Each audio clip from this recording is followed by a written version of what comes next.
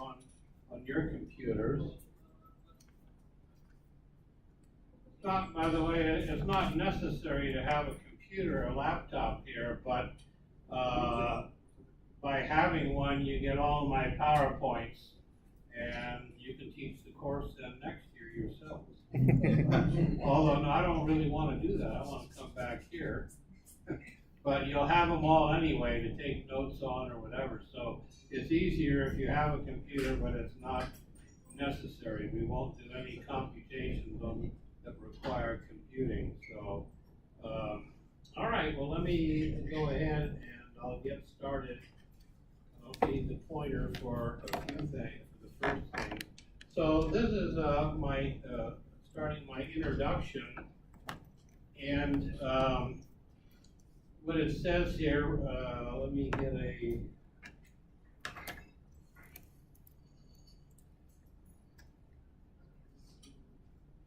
okay, what it says here is reservoir, okay, thank you.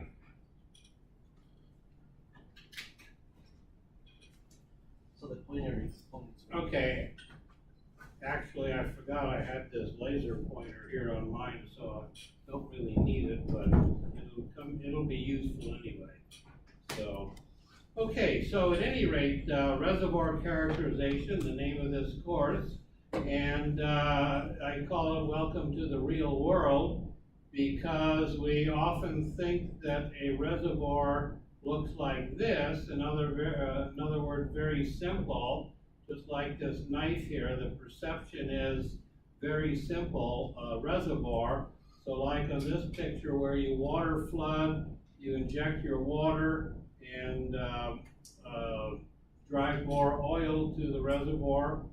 But in reality, the real world is that this is what your reservoirs look like. And the only thing that you know is the information at the well bore. Or if you're shooting seismic, you have some information between the well bore, but there's resolution issues with that. And many of the features that control reservoir performance are what we call subseismic in scale. You don't see them below seismic resolution. And so this is more like what you might find between wells where you have stratigraphic pinch-outs like here, or you've got faults, things like that, shale barriers like this here. And so this is the reality, where you might have different components to your reservoir with different orientations and different sizes and different shapes. And so this is the real world. Now, this is just a little bit of background information about me. Roger Slatt, I got my PhD way back 45 or so years ago from the University of Alaska.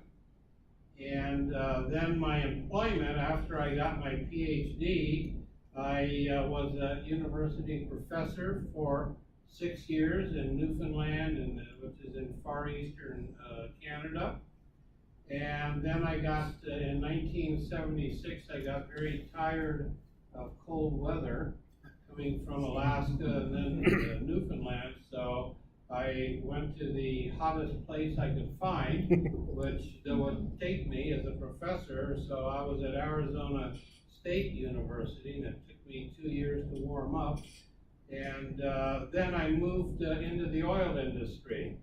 And in 1978, I started with the company Atlantic Richfield Company, or ARCO. I was there 2 years, and I went 3 years with City Service Research, and then back to ARCO in 1983 for another 7 years in research, and then 2 years in ARCO International. And those 2 years were the most exciting of my career because I got to travel to many parts of the world and see different reservoir types and things like that. But then in 1992, I had the opportunity to go to Colorado School of Mines, where I was the department head there, geology department head for 8 years. And then I had the opportunity to go to University of Oklahoma, where I am now. So I've been there 16 years or so, something like that. And I was the department head there at University of Oklahoma for several years, and then I retired from that position, went back into the faculty, and so I'm teaching and do research full-time now. Now, what I'd like to do before going any further is just ask you all know each other, I presume, and but tell me your discipline. Are you an engineer, petroleum engineer, geophysicist, geologist, landman, petrophysicist, just so I get a feel for your background? So. Okay, Julio. My name is Julio. I am a petroleum engineer. And you'll get a lot out of this course because I take a different approach. A geologist approach is what I use, and geologists are great with pictures, building models and things like that in 3 dimensions. Engineers are good at mathematics, and so there is a fundamental difference. And so when I'm teaching this, I'll be showing a lot of figures, but very few equations. So being a geologist myself. So hopefully that'll work out fine for you. Now, okay, well, this is a book I wrote, and a lot of my lectures are taken from this book. It was published in,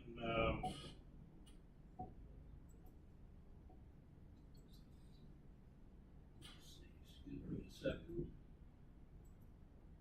It was published in late 2013, and it's the second edition. The first edition was published in 2006.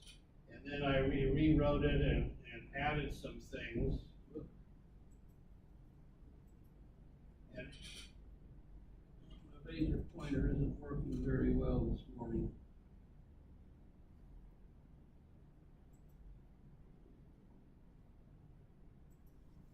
That's it. So, first edition was published in 2006, and then this one is considerably updated.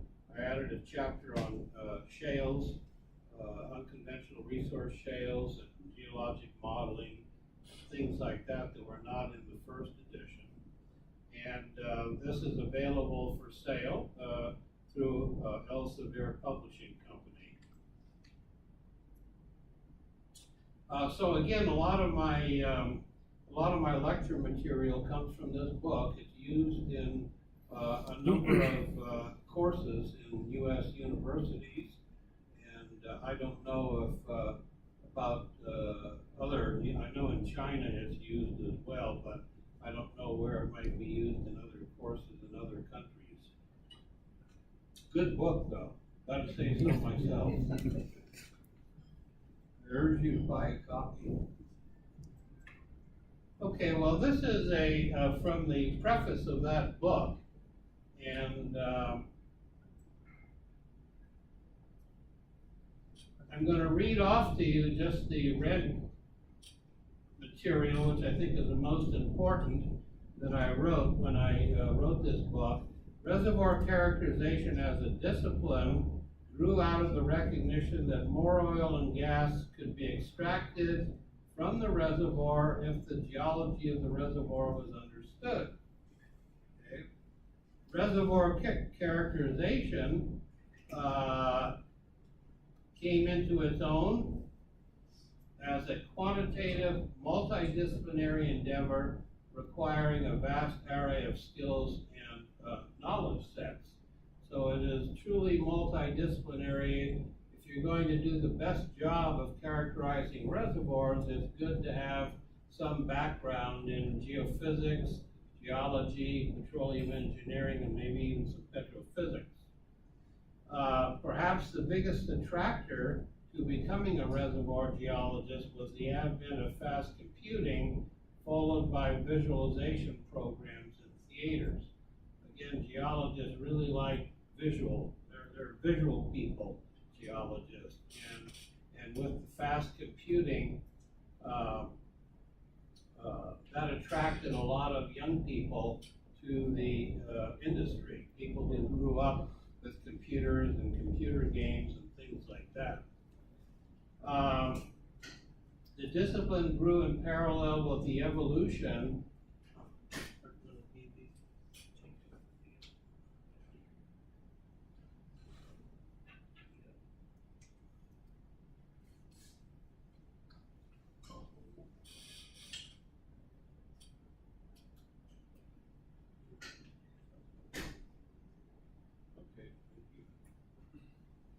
Okay, so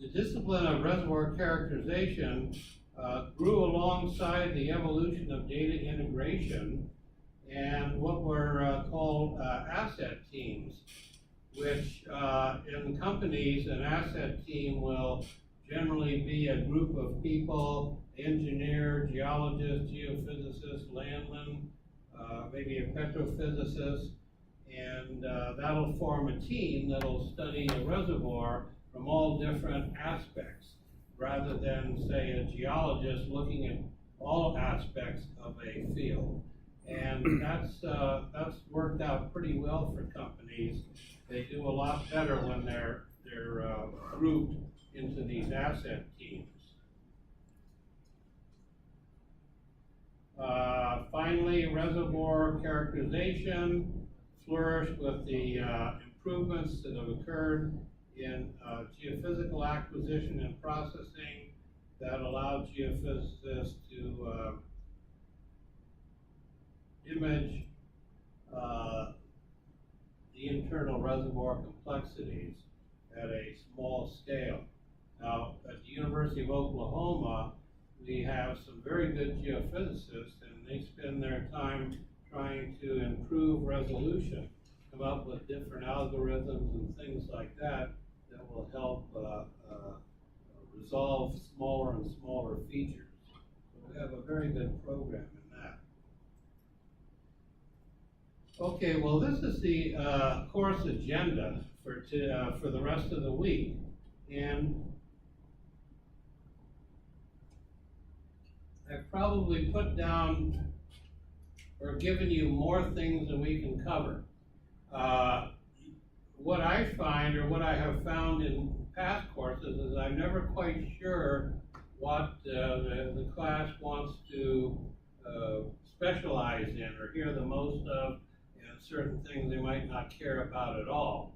So I usually bring something about everything, and we then decide if there's anything that you're not at all interested in. Now, as my understanding is that many of your reservoirs are fluvial to shallow marine. And so I have brought a lot of material on, a large amount of material on fluvial and shallow marine reservoirs. But this is the format I would follow. My introduction, which is going on now. I'm going to talk next about reservoir quality, porosity, and permeability and saturation, but I'm going to do it from a geological perspective. No equations, all pictures, okay, so more of a geologist perspective.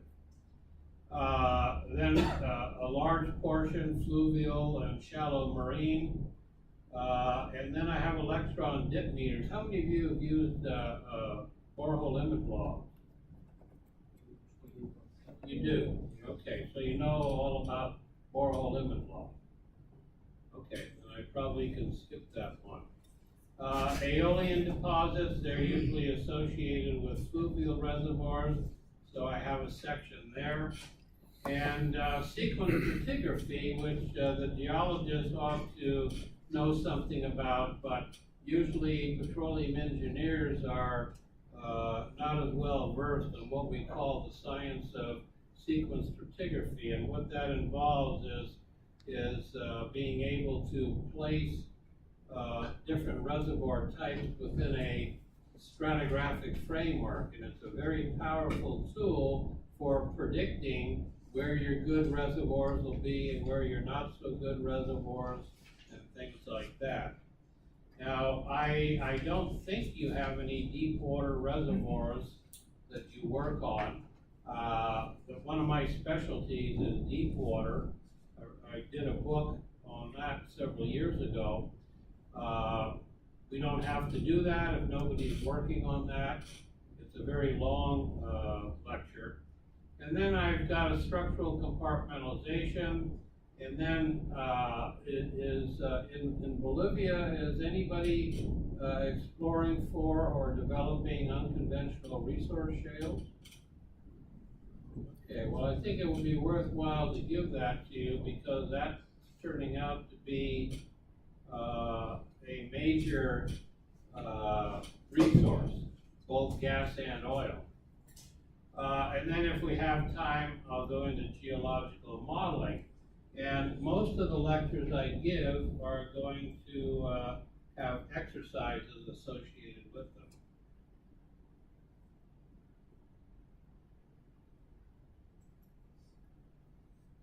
Okay, well, here's a triangle that kind of illustrates the differences or the different types of conventional reservoirs versus unconventional reservoirs.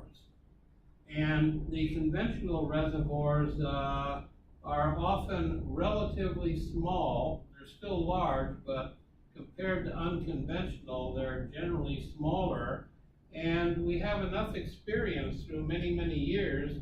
We have enough experience to know how to develop them. So as it says here, they're easy to develop. Now, when you get into the unconventionals, they usually are very large volume reservoirs. They're shaly for the most part. And because we've only been developing shale reservoirs for about 10 years now, there's still a lot to learn. And so it's often difficult to develop those. So we have this triangle where we have high to medium quality conventional reservoirs, and then about here would be a line of unconventional where we have low permeability oil, oil sands, for example. We have gas shales, we have gas hydrates, which we're still learning about. We've got tight gas sands, low permeability sands. We've got coal bed methane, and we have oil shales. And so as we go down the list here, it costs more to recover the unconventionals because we're still learning how to maximize production. And also requires advanced technology. In the case of the unconventionals, the two techniques that really made it possible to produce oil and gas from reservoirs is horizontal drilling and artificial fracturing. Those two techniques, when they came together and merged, allowed the development of large volumes of unconventional reservoirs. So I'll talk about that near the end of the week, the unconventionals. So going back to this then,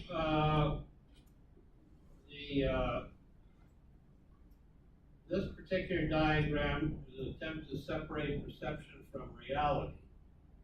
And I must admit that I've worked with a lot of engineers, and they tend to be on the more looking at reservoirs fairly simply, except for recent years. It's the geologists that work more in the details. And the goal is to put all of this together into usually a geological model that can then be used for reservoir simulation for performance prediction. That's usually the goal of the geologist, is to build those models so that they can be input into simulators.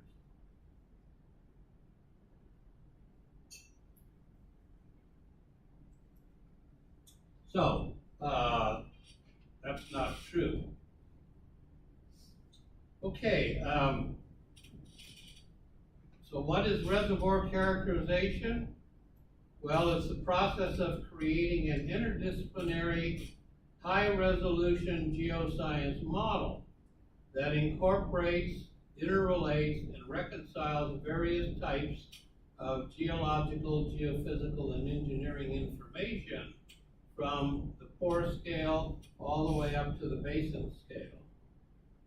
And so here we have reservoir characterization is RC here.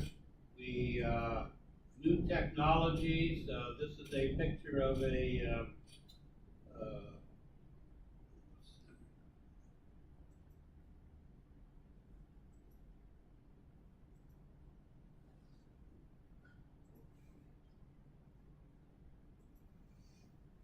trouble with my laser pointer here. Okay. This is a what's called a CAVE. That's an acronym. I don't know what the CAVE stands for, but you can stand in this and be totally surrounded. If you've got a 3D seismic volume, for example, you can stand in that volume and look all around where your reservoir might be, where your seals might be. And it's particularly good when geologists and engineers get together in these rooms, because the geologist can point out where a reservoir might be, and then the engineer can pick out the best way to maybe drill your well. And you can all do that inside this room. So that's one of the new technologies. It's not so new anymore, maybe 15 years old or so. And then the right people, I don't know what team this is. And that, what country? Argentina, okay. Well, if I had one of the Bolivian team, I would have put it up there. But a Colombian husband of mine gave me that. Huh? All right, send me a picture, good. Your team sucks. And so the right people, and the end result is more oil or gas, as the case may be. Well, is reservoir characterization important? Why do we even bother with that? Well, there's a global demand, and it's not going away. The global demand is going to increase as the world population increases. So what you see here is this curve, and showing in about 1930 or 1940, when the population really started, global population really started to take off. And here we are today, right about here, and the rest is prediction. The high end is where population growth continues at the same rate, which would put us way up here by, say, 2010, meaning a lot more energy source, or the medium scenario shown in blue here, or if for some reason that I certainly don't understand, the population starts to drop off, that's the low end case. And so at least for these two cases here, the high end and the medium, there's a increased world population in billions of people, and so that means energy source. Now, today, in addition to oil and gas, companies are developing wind energy. There's a lot of that going on in the U.S., for example. You go all around, there's all these windmills. I don't have a picture of any of them, but they're now supplying about 10 or 15% of the U.S. Energy supply, and that number is growing. There's solar energy that still is pretty small, has a long way to go before it is really significant. But most people would say, well, oil and gas is going to be here for a long time. Someday, if nuclear energy is found to be safe and secure, that might change, but for probably our lifetimes and your careers, it'll be oil and gas still.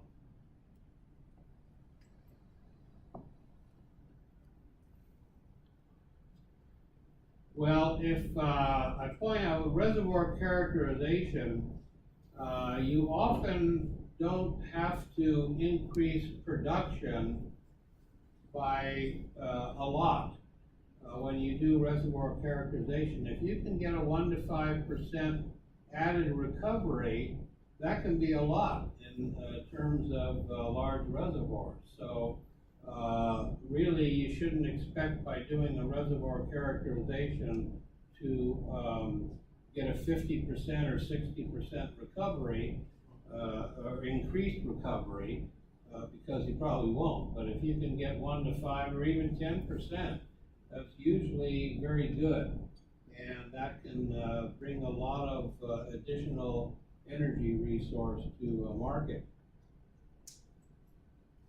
Well, what are some of the common tools used for subsurface characterization? Obviously, conventional well logs. This is where the geologist likes to be a lot of times. Doesn't like to deal with numbers, a lot of geologists. They like pictures and conceptual models and things. So this is the realm of the geologist here. Geologists and engineers use conventional logs. Here's a 3D cube of a 3D seismic survey, seismic reflection, a standard tool in the industry, cores,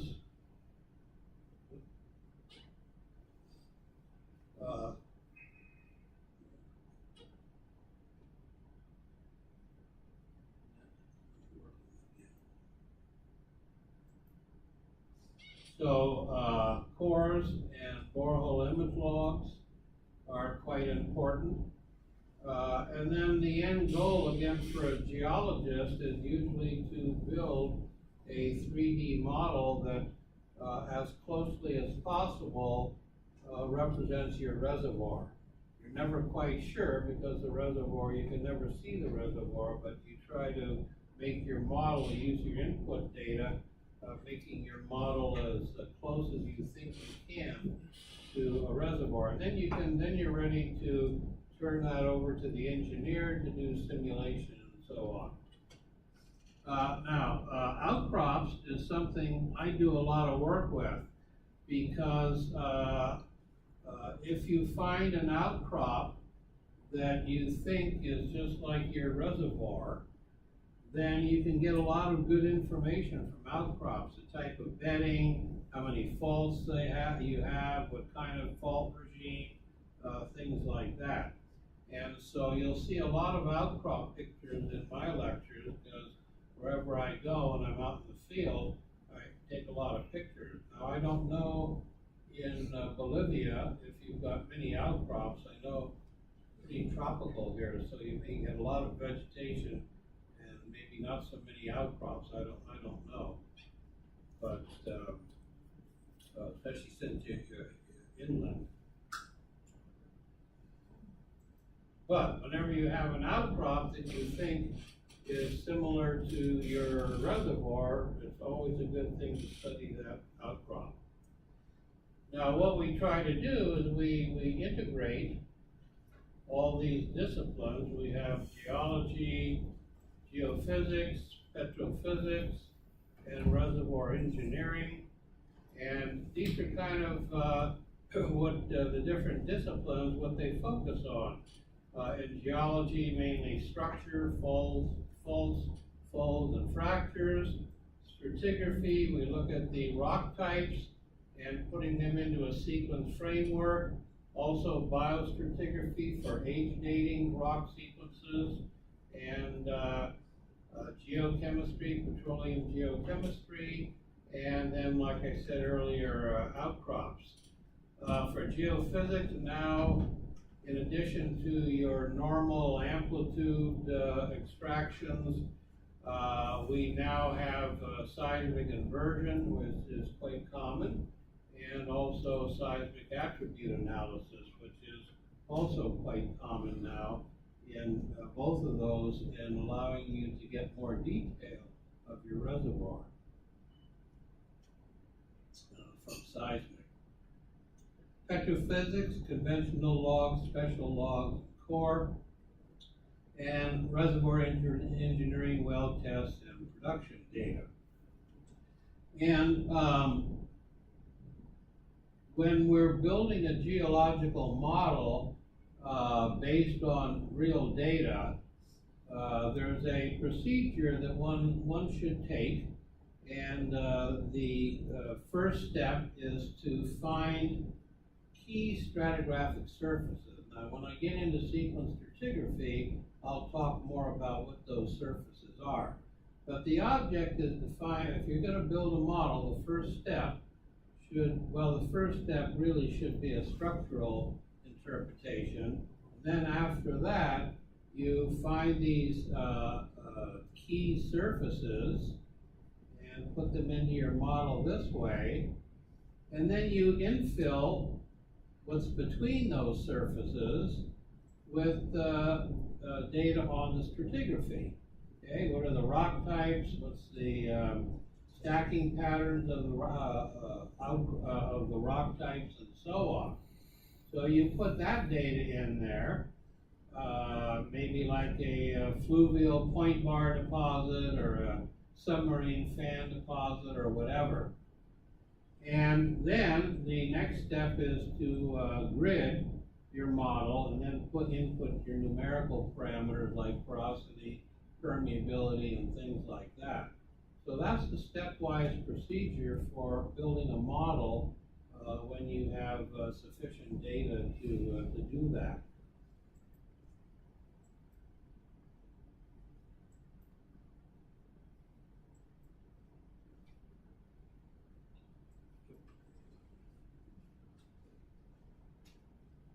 Okay, so this is the realm of sequence stratigraphy, finding these key surfaces. Here, to do our infilling of sediments, we have to understand the depositional sequences, and then for entering into our grid, we want to know porosity, permeability, petrophysical properties, sedimentary facies, and things like that.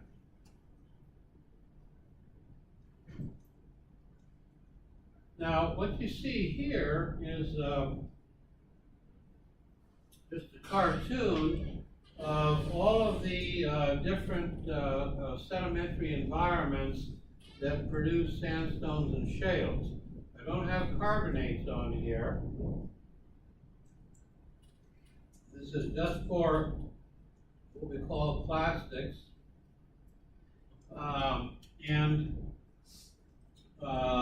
We have here, for example, fluvial system, and just by this cartoon suggests that as you go from the mountainous area down to the shoreline, you're going to change. The environment of fluvial deposition is going to change based on different parameters that I'll go into later.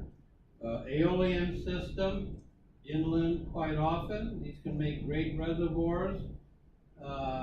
Fan deltas, shown there. Alluvial fans, shown here. And then we get out to the marine environment and we have shoreline sands. And where there's major rivers, we have delta systems. And then if we go offshore onto the continental shelf environment here, we can have sand bodies, sandstone reservoir types. And if we go over the shelf edge into deep water, we can get submarine fan type systems like you see there and like you see there. So those are the main clastic depositional environments, and I'm going to take you through a lot of these, not all of them as the week goes on, but the ones that I think are probably most important for you guys. Well, let me give you an example of the importance of understanding your depositional system. If you're going to maximize production, see what your reservoir continuity is, and things like that. And I should say, please feel free to stop me and ask questions at any time. Okay. Okay, well, what you see here is a curve or a diagram showing the percentage of uncontacted reservoir volume.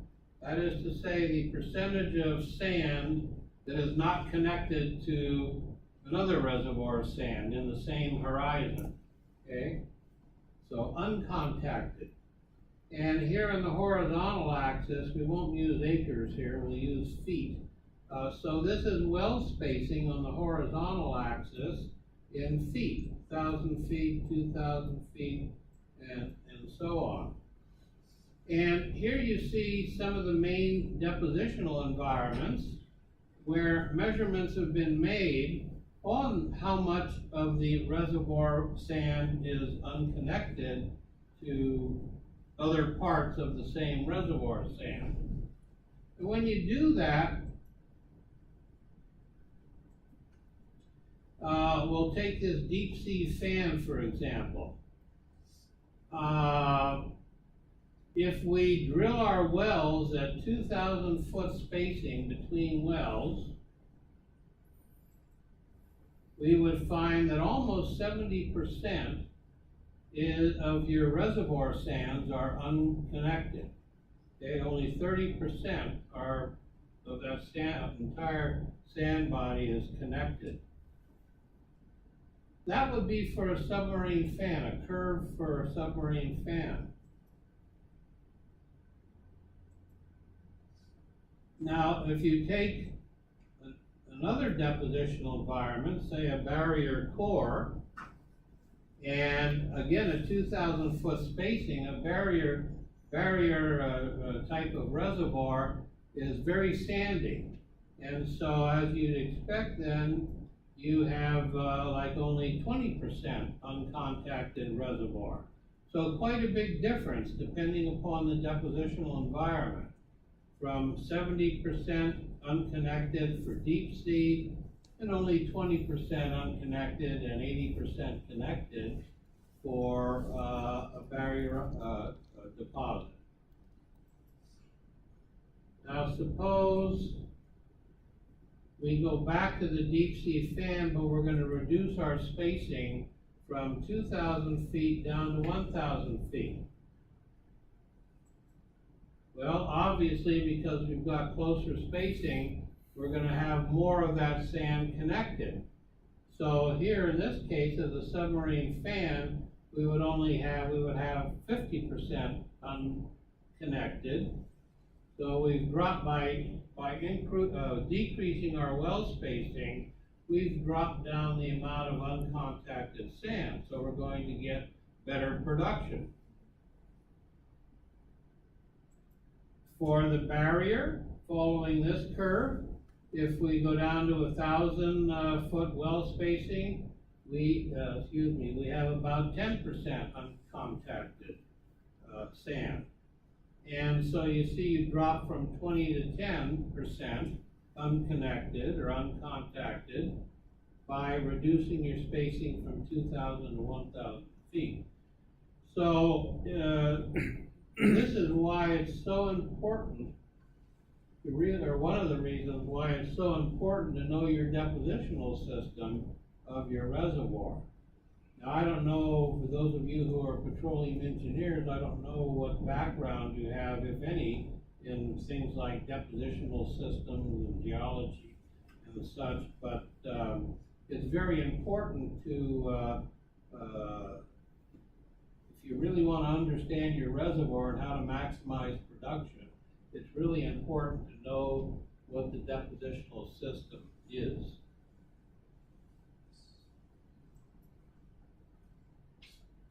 So here we have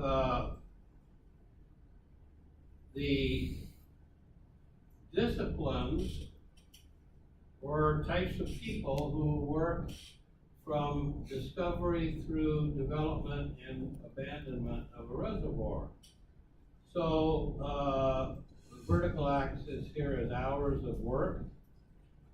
And so here we have discovery, or let's say exploration and then discovery, and that's usually geophysics. Before you drill a well, you shoot geophysics. And then you might make your discovery up here, and so your geophysics kind of drops down in significance, and that's when your geology comes in, so that the more geophysical data, and maybe you drill a well right here, your first well drilled right there, and that's when the geology comes into play and becomes more important. And as you drill more wells, well, excuse me, I got the discovery down here. So, okay, so here's your discovery after drilling your first well. So then, once you've got your discovery, then the engineers become more important and the geologists start to drop out. Geophysics is, except once a 3D seismic survey might be shot, geophysics is not as important anymore, and now the reservoir engineering takes all importance as you go into production, or actually development and production. And then at some point, when you get a decline, a significant decline that is no longer economic to develop the field, you go to the abandonment stage down here somewhere. In which case you either abandon the reservoir or you try to sell it to somebody else who thinks they can get more out of the reservoir. So you start out with geophysics being most important, then geology, and then petroleum engineering in that sort of sequence. But they do overlap. Notice in this curve that they do overlap.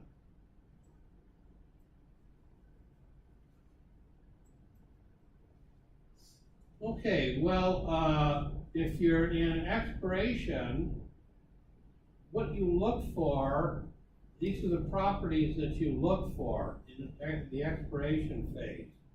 And this will be mainly the geophysics phase, where you're looking at seismic data. And the questions that you ask are, where's the sand? What is the porosity of the sand? What is the volume of the reservoir? What is the type of trap? Is there adequate source rock, hydrocarbon source rock and migration? Is there a good seal? And then whatever economic factors that you have to deal with. If you're in a remote area, you've got to build an infrastructure and so on that will affect your production. And then you've got people issues that I highlight down here. My experience in the oil and gas industry is, and I'm referring particularly to geologists now, is that some geologists like the big scale conceptual things, building geological models with very little data. And then there's another type of geologist, so that would be a people issue here. You want people who really want to look at the big sort of overall picture. But then when you get into the appraisal and development phases, you look for different things. And different types of people like to work with details. For example, I'm a detail person. I'm not much of an explorationist. I've done exploration, but what I really like to do is the appraisal and development phases. So, how big is the reservoir? How will this reservoir style perform? How widely must we space our expensive development wells? Should we drill a vertical, slant, or horizontal well? And can we fast-track development of this reservoir? And then in particular, this one here, what went wrong? And when I was in the oil industry, about half of the phone calls I used to get was, well, we drilled a well and it didn't come in as expected. What went wrong? What did you geologists do to make it not work? So, and because of that, that's how I got to particularly when I was in international, how I got to visit a lot of different places and look at a lot of different reservoir types. And I'll tell you one thing I found, and I'll repeat this several times as we go along in this course, is that usually a complex engineering problem had a relatively simple geological answer. Now, I'm biased, I'm a geologist, but a lot of the complex problems that an engineer might ask me, really when you looked at the geology, it wasn't that difficult to solve.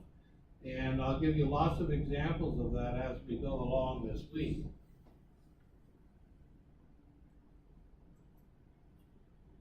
Okay, well, most reservoirs are compartmentalized. And so we define a compartmentalized reservoir as a reservoir that is segmented into discrete, isolated geological units, with each unit commonly having its own production characteristics. So, again, it goes back to connected and unconnected volumes of your reservoir. For example, here is a highly disconnected reservoir. It's a lenticular shape, and you can see that there's 1, 2, 3, 4, 5 individual sand bodies in this cartoon. They're unconnected, and your job is to try and figure out how best to drill a well that will penetrate the most number of these lenticular reservoirs. So you might drill a slant well, something like this. It goes down, goes through that one, and that one. Or you might pick another step. Seismic will often give you the best clue as to if you've got a lenticular unconnected reservoir or not. By contrast, one that's fully connected, you can either drill a vertical well into that and drain a lot of the oil or gas out of that reservoir, or you can drill a horizontal well that is in contact with more of the reservoir. It's more expensive to drill a horizontal well than it is a vertical well, but you contact more of your reservoir by drilling a horizontal well, and many wells now are drilled horizontally. We've got good enough technology now to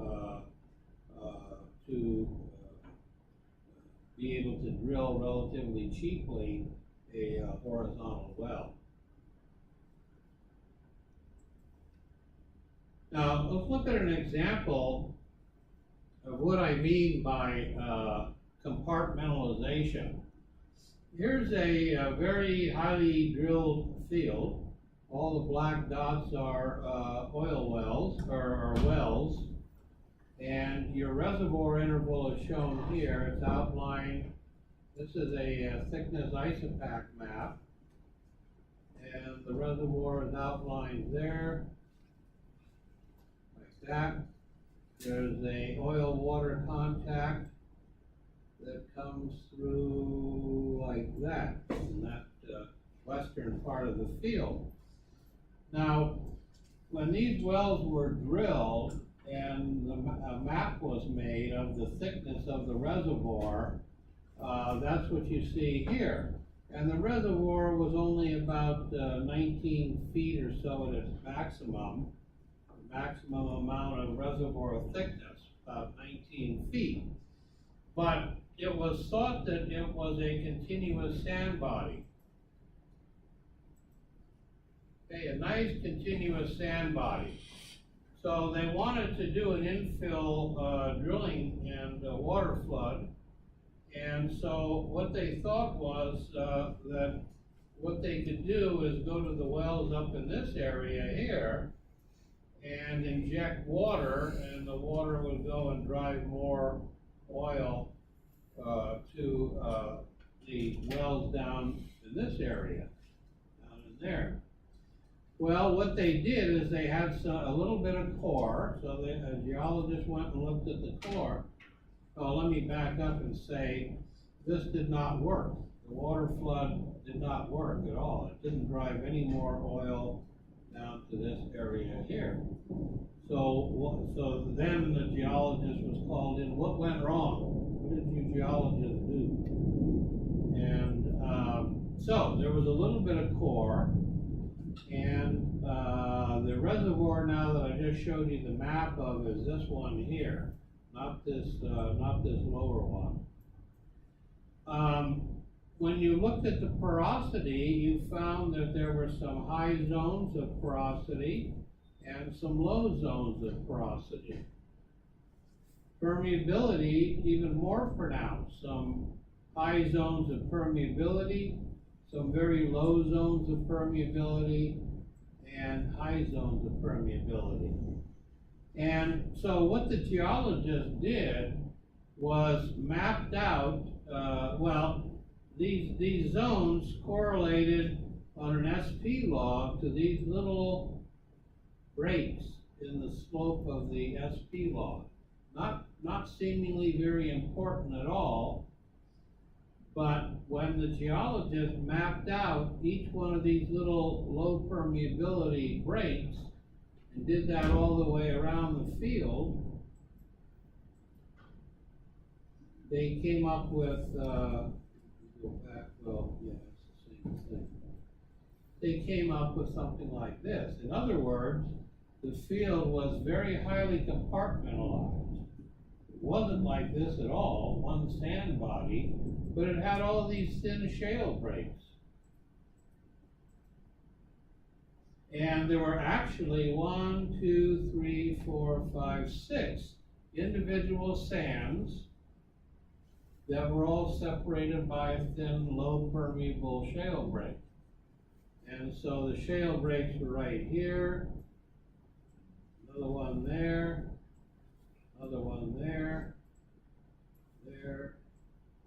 there. So this was the reservoir then. So when they tried to water flood,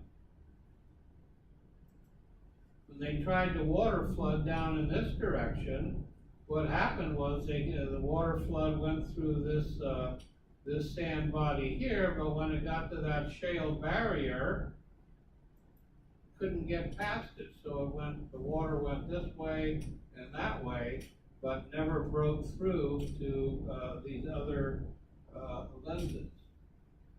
So they had to go back and redesign their water flood, and eventually fixed it, but it cost a lot of time and money to come to the realization as to what went wrong.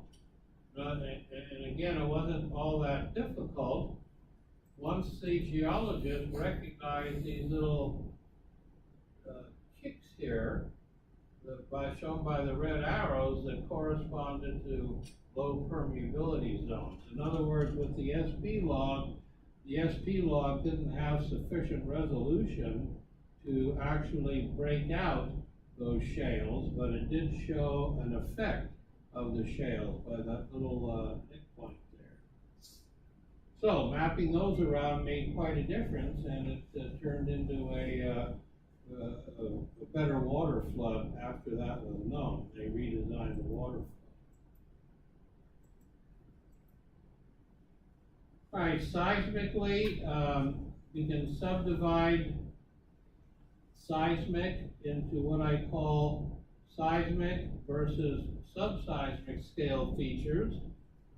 And these would be seismic scale features. You see here a seismic line, and the black lines are faults, major faults. Here you see folds down here that are in part due to the fact that you have a salt diet here. This is a big pillow of salt that's in your reservoir.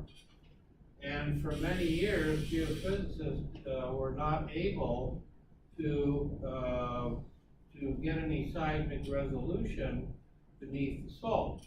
Because the salt, when you shot seismic, all the seismic energy would be absorbed by the salt.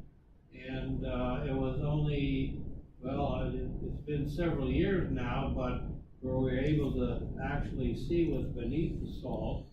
And quite often your best reservoirs are there, beneath the salt, like this high amplitude reflection here, because the salt then acts as a seal, top seal. So the hydrocarbons get trapped down in here beneath the salt.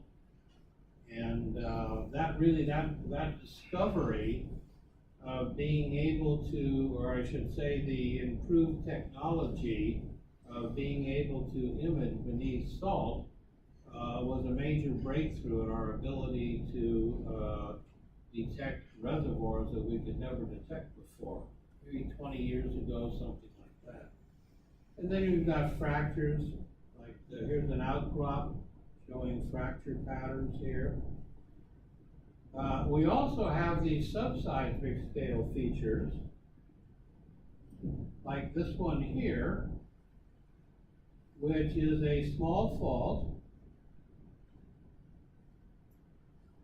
but it's got a gouge zone in it. That's what this close-up, this is fault gouge. Due to movement along that fault, you ground up the rock on both sides of the fault, and you created a zone, very crushed rock, gouge, fault gouge.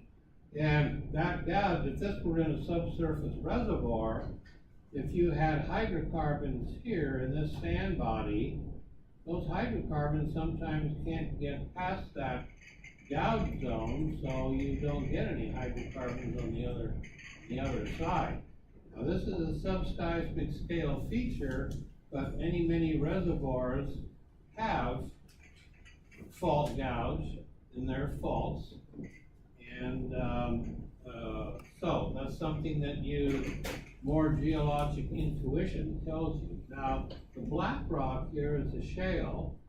Notice it comes through like that, and you've got a sand body here that is truncated by that fault.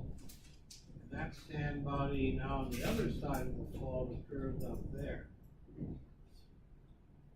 So if you've got oil or gas in this sand body, it's only going to get to this point here when it's then blocked by the shale and the fault gouge zone, so you don't get the hydrocarbons on the other side. Sometimes you do, sometimes you don't. But fault gouge can be something that's particularly difficult to detect in a reservoir, yet it's very common. Well, so here's an example of a sealing fault in an outcrop. And what you see here is a boundary that that I've highlighted by the black dashes. And the black here is oil that is seeping out of the sandstone. Now, over here on this side, you see vegetation and soil that is not over here on this side. So what has happened in this case is you've got an oil-saturated sand here, but no oil over here, and so soil has been able to be developed on this side, but not over here. So that fault must be a sealing fault. It doesn't allow the migration of oil from here over to the other side of the fault. So that's just one outcrop example. Quite common again in reservoirs. So you drill a well here, and oh boy, you think you've got a great oil field. Then you drill a well 100 feet away, and it's a dry hole.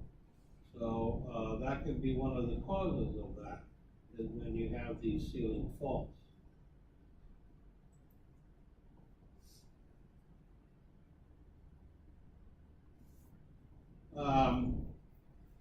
Take a break shortly here. Let me just finish this up.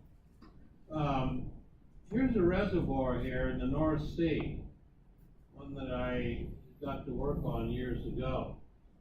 A discovery well was drilled up here. That's well number 1. And then delineation wells were drilled, number 2, number 3, number 4, and number 5. And all of them had this was a gas field. All of them had gas in it, so it was declared a commercial reservoir, gas reservoir. And so what the company did is that they put in a platform right here, and they drilled their first well straight down from that platform, well number 6, and it was a dry hole. And that was another one of those phone calls I got. What went wrong? We know we've got all this gas, but now we just spent a couple $2 billion putting in a field or a platform and no gas right below the platform. So what went wrong? So I was invited over to the North Sea office of the company I worked for at the time, and first looked at conventional well logs, and they didn't show very much at all. You know, everything was nice sandy well log. A little bit of difference in your density and neutron log. But then we looked at pressure profiles, and that's what you see up here in the upper right corner. These diamonds are well number 2.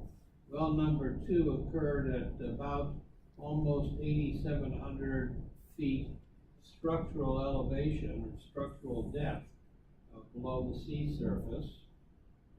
And well number 1 plotted down here, pressure data. So they formed a straight line, so well number 1 and 2 appeared to be in communication.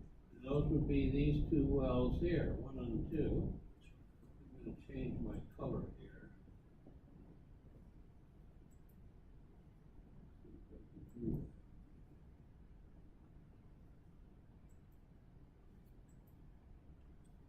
Okay, so wells 1 and 2 were in communication with each other. And then when you looked, though, at well number 3, it was these diamonds down here, and well number 4 was the shallowest well, and it plotted up there. So you had a separate pressure versus depth trend over here, and so that meant you had connectivity of well 3 and 4. So, for example, these 2 wells at about the same depth, there was, or these 2 trends at about the same depth were quite different from about 4,000 4,060 psi, whereas here, at the same structural elevation, you get about 4,000 psi. So quite a difference, and probably for a geologist, the best data that one can get by for reservoir characterization is pressure data, and often that's hard to get when departments are separated, petroleum engineering and geology. But if you can get that type of data, you can work out things like this. So what it meant was really you had two reservoirs here, two separate reservoirs, and you had a barrier in between. And that barrier included well number 6. Now, if you look, I'm going to take away the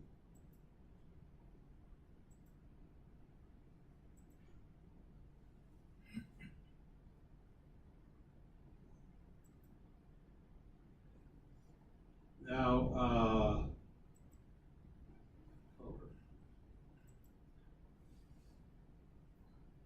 if you look in this area here, you see a lot of these black lines are faults. So this is a very heavily faulted zone. Well, the rock formation that underlies this reservoir sand is a salt deposit, gypsum deposit. And it turns out that wherever you had a lot of faults, that gypsum would migrate in solution and fill up all the faults. And so you essentially had a major fault zone here that separated and compartmentalized these two separate compartments. Now, what you see here are some core pictures. It's hard to see this, but the beds are dipping kind of at a uniform angle, and that is very typical of windblown sands, aeolian sands. So this is from, this core could be from, these pictures could be from well 1, 2, 3, or 4. That's what we found. But when well 6 was drilled and it was cored also, this was what the core looked like. It had all these faults in it. Faults, faults, faults, faults, and all that white material in there is gypsum cement. So you got a very heavily cemented zone in here. Now this should have been a very easy thing to figure out if one just looked at this pressure plot and just did what we did here. You could tell very well that you had two different compartments. They weren't in pressure communication, but for some reason the people working this field didn't do that. And so again, it was an easy answer to a complex problem. I got a phone call late at night from a drilling engineer when I lived in Texas saying, "You got to get over here right away, you know, we drilled the number 6 well, it's a dry hole, you know." So I got on the next plane and worked it out by looking at the cores, the log, and particularly the pressure data. Very valuable. Yeah. Question. In the picture of the core, I can see that the gypsum has filled with microfractures in there. Would you see the same thing in the pores in the end? Yeah, good question, because yes, the answer is yes, because the pores in the vicinity of wherever you had one of those fractures or faults, the gypsum had migrated into the pore space. It came up through the faults, the fluid, migrated into the pore space. Yeah, because this reservoir had very good porosity and permeability, except in the fault zone. And yes, so the porosity and permeability were near zero in the pore space of the sandstone near the faults, but very good, 100 millibars or something away from the fault zone. Well, this caused a lot of problems for the company because the company had, like I said before, this was in the North Sea. And in the North Sea, there's a set of rules one rule, a government rule, being that if you have to put in a platform for each reservoir. So the company I work for just put in one platform here. So it became a legal issue. Did the company have to put in a second platform because they had two separate reservoirs? And they were in court battles and everything else for about a year. And finally, we convinced the government that we didn't have to put in a second platform for another couple of $1 billion. So that saved the company a lot of money knowing that.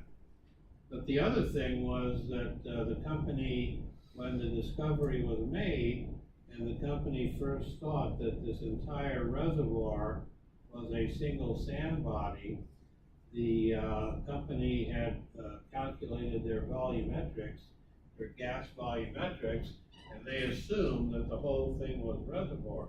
But here you had a big zone in here that was not reservoir. And so they couldn't, they had a hard time, the company had a hard time meeting their contracts for the sale of the gas. So there were all kinds of issues with this. The company had to end up drilling or completing their wells much faster, or producing from the wells much faster than they had planned, and things like that, just to meet their contract obligations. So a little bit of geology went a long way in that particular case towards saving the company a couple $1 billion, helping them meet their contract, and better performance of the reservoir. So that was the barrier there. Why don't we take a break? All right, about a 15-minute break or so. Okay.